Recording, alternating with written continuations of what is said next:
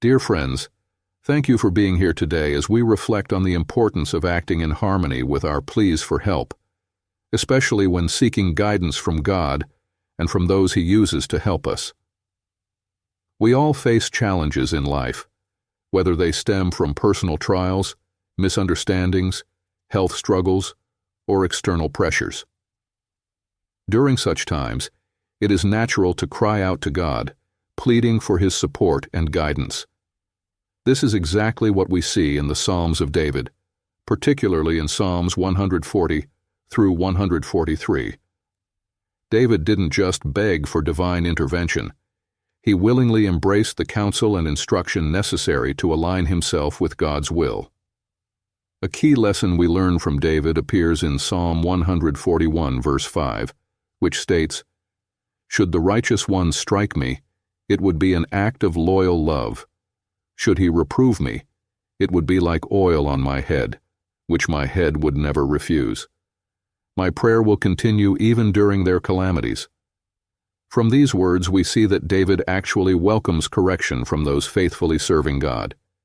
He views even strong reproof as a loving act.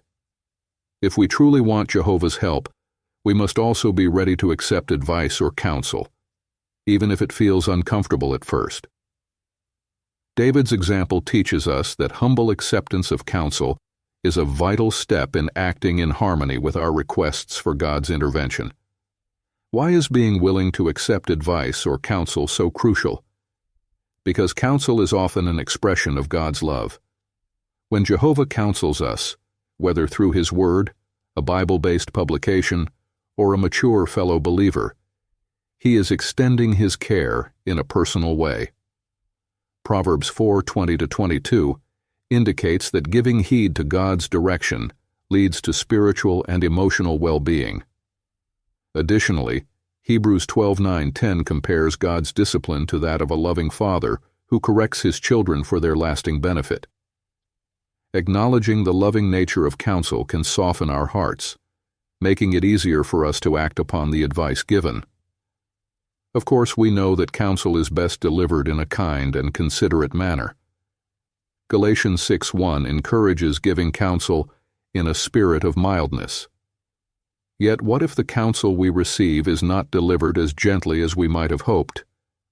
In that case, the challenge is to focus on the substance of the message rather than the manner of delivery. As we learned, we should ask ourselves, even if I do not appreciate the manner in which the counsel was given, is there some truth to what was said? Can I look past the imperfections of the messenger and benefit from the message itself? Proverbs 15:31 promises blessings to the one who listens to life-giving reproof. So rather than dismiss the counsel because of how it was presented, we do well to humbly extract any truth that can help us grow. Another important factor in acting in harmony with our prayers is to meditate on Jehovah's acts of deliverance. When financial pressures, illness, or opposition from others weigh us down, we may start to feel like David, who said, "My spirit faints away within me. In the midst of me, my heart shows itself numbed." Psalm 143, verse 4. Yet David didn't remain in a state of despair. He remembered all the ways Jehovah had delivered him before. Notice Psalm 143, verse 5. "I remember the days of old. I meditate on all your activity. I eagerly ponder over the work of your hands." By recalling God's past interventions, David reassured himself that Jehovah not only heard his pleas, but also actively responded to them. We too can strengthen our faith by reflecting on how God has helped us in the past, and by reading scriptural accounts of His mighty acts in behalf of His people. Along with recalling God's past works, we also benefit from striving to see matters the way Jehovah does. Sometimes we want an instant resolution to our problems, and may echo David's plea in Psalm 143, 5-7-10. "Do answer me quickly, O Jehovah. My strength has come to an end. Do not hide your face from me." However, the same psalm also says, "Teach me to do your will, for you are my God. Your spirit is good. May it lead me on level ground." Parkargal 1:43-10. These words remind us that when we beg Jehovah for direction, we need to give him time to reveal his will. We can do that by taking the time to read his word, ponder its application in our lives, and pray for his Spirit to strengthen and guide us. As we do so, we will see how God has acted in behalf of his people in the past, and our confidence in the wisdom of obeying him will be renewed.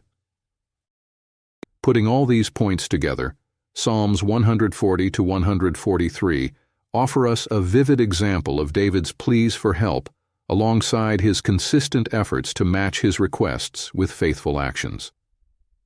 Like David, we can adopt these practical steps. 1.